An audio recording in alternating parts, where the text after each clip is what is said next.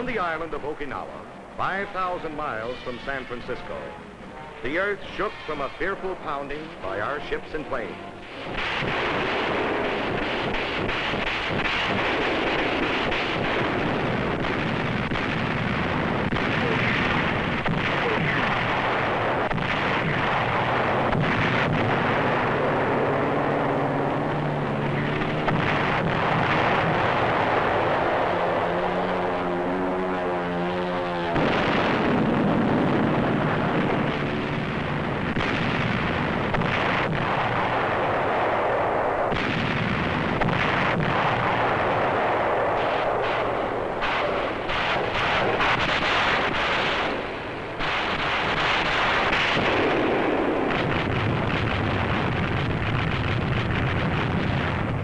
To the south, our British allies were hurling their naval might at the bypassed fortress of Formosa.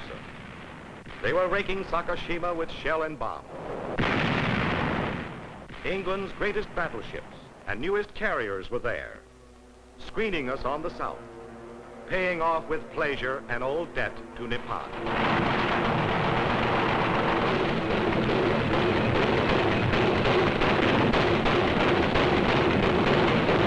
On the northern flank, Admiral Mark A. Mitcher's tireless Task Force 58 stepped up its 2-week-old aerial assault on Kyushu and the enemy home island.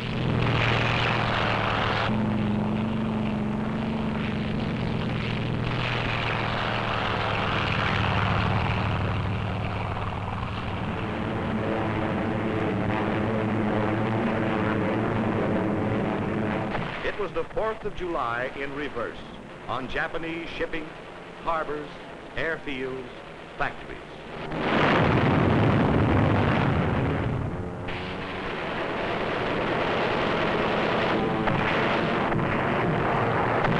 There's a Jap carrier in trouble.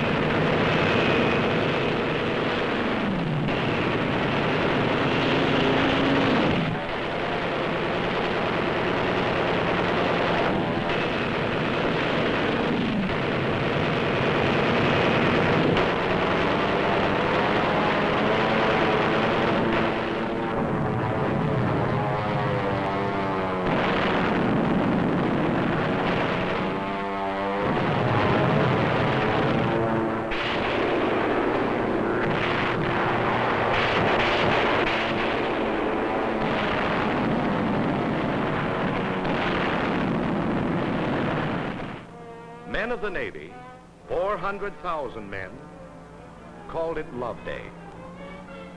Elsewhere in the world, it was Easter Sunday, 1945. At 8:30 that morning, the Marines and the Army went in.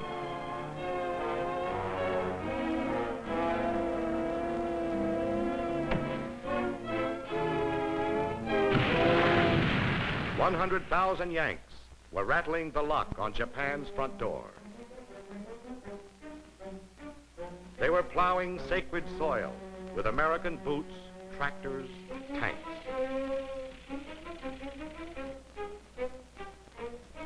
The first 7 days were battling, mysteriously quiet.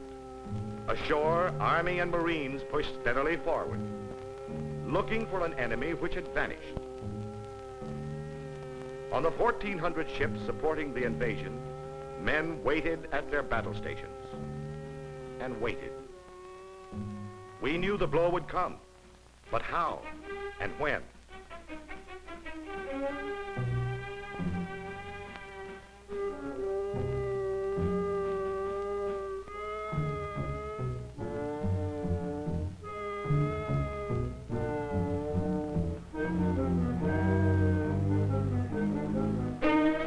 Then it struck.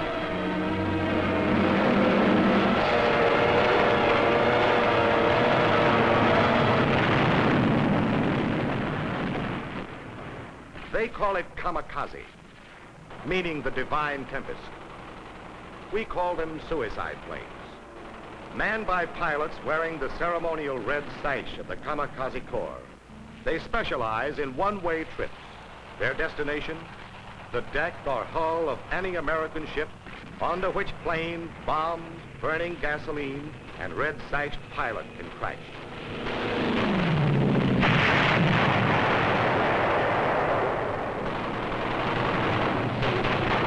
Japan's secret weapon was no secret to our gunners or our flyers, who for months had been tinting the far Pacific with those same red sashes.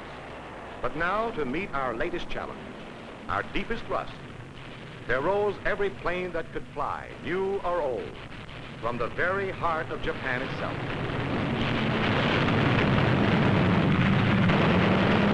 16-year-olds, still in aviation schools, were given their wings, a sash, and a mission. It was a maniacal, all-out effort to smash our sea power, isolate our troops on Okinawa. It was desperation. It was suicide. But it would be the pattern from now on to the very finish. A struggle between men who want to die and men who fight to live.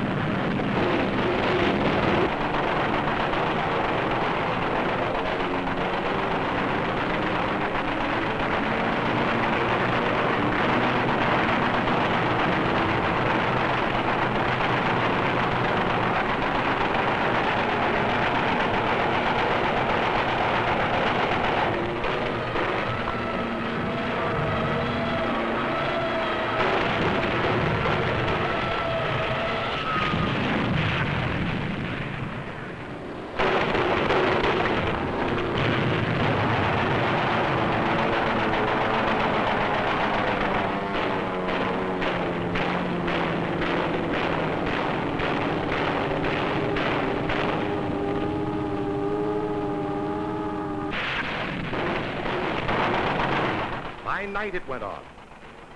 Hundreds of land-based planes streaked low over the sea at our carriers.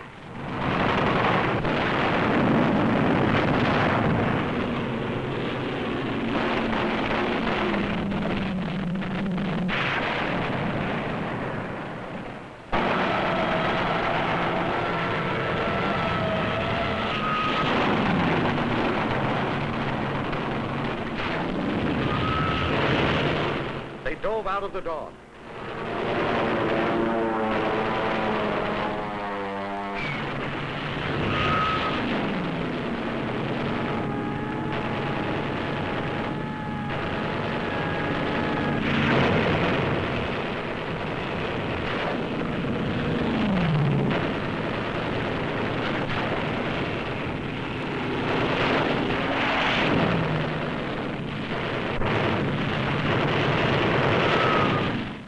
Again, the old battleships were there, and new ships of the line. There was no retreat. This was the fleet that came to stay, that had to stay.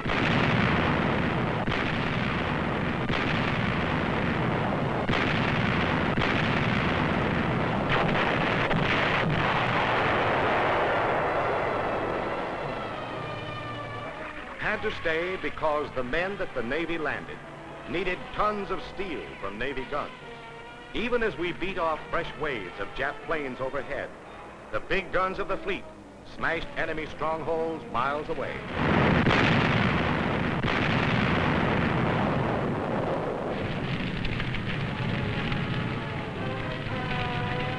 Had to stay because our men advancing through the rice paddies and over the steep ridges had to have close air support from the baby flat tops.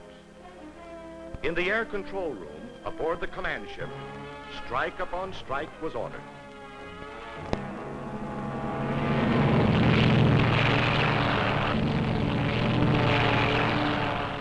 Then the Navy and Marine flyers laid down precise, deadly rocket fire to help make the next 50 yards of advance less costly.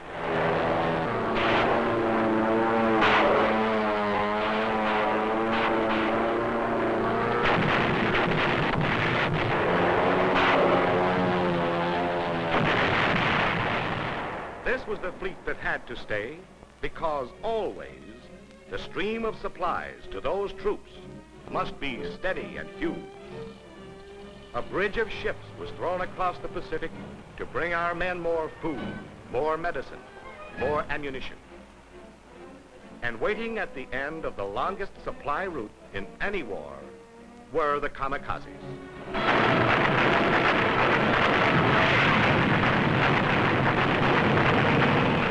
This was a fleet fighting like infantry, punching away at the enemy. Only there are no foxholes in the ocean.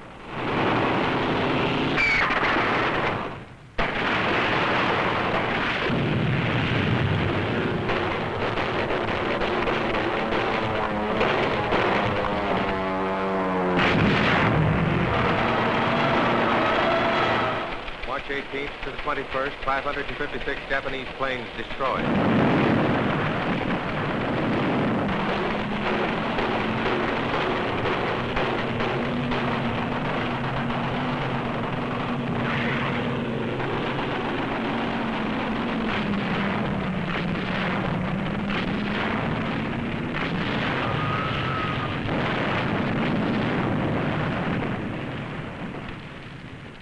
Men fought without sleep.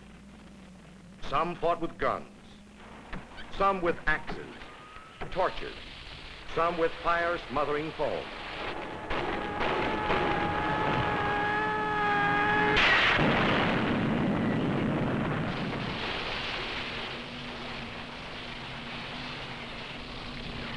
It was fix and fight at the same time.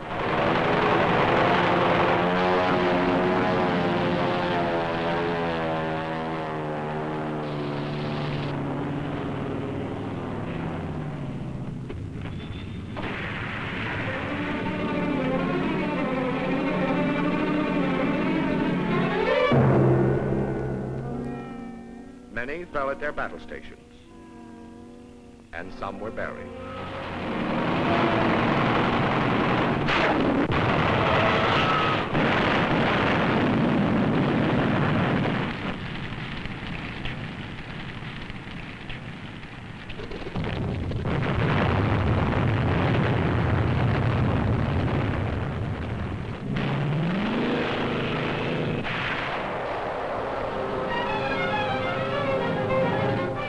Give up the ship became more than a schoolbook legend.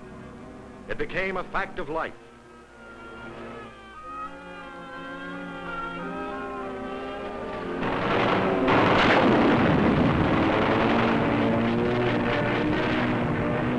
April 13th brought more planes and shocking news. Between attacks, weary men, afloat and ashore, paid honor to the beloved figure in the blue Navy cloak, said farewell to the father of the modern American Navy.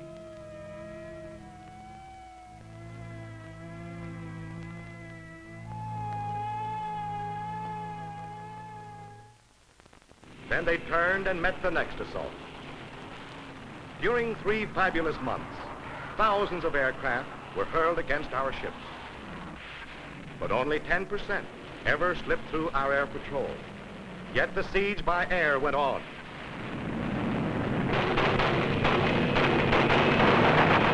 April 6th, 277 enemy planes shot down. April 12th, 100 planes. May 3rd, 97.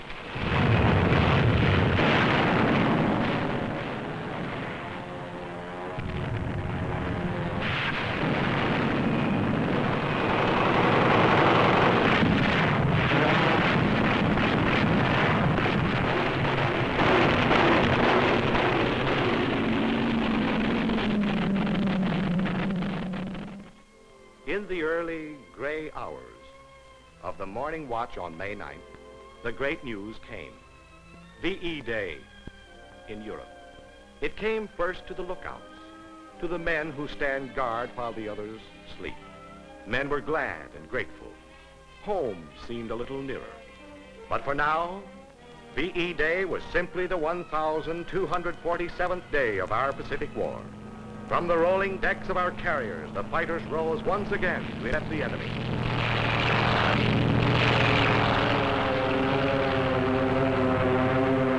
On the cruisers and destroyers and battleships, our heavy batteries once more leveled against the Jap-studded hills of Okinawa.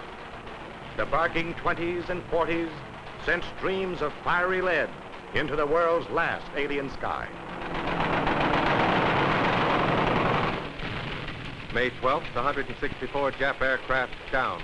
June 3rd, 45. June 6th, 67. June 8th, 30.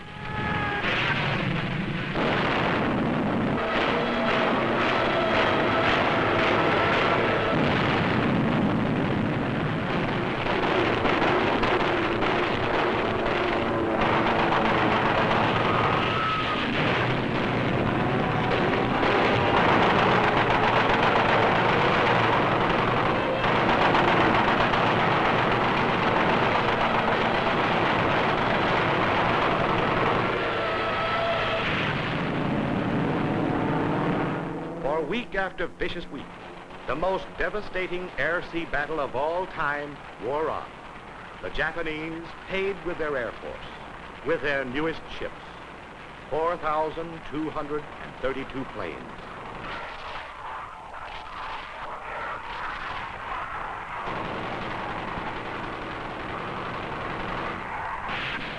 The fleet that came to stay paid a price too. But our men, our ships, our planes took everything the land could throw at the sea and handed it back double. The question, could a fleet stand up against the massed fury of land-based planes, got an emphatic answer from the men who fight to live, from the fleet that came to stay.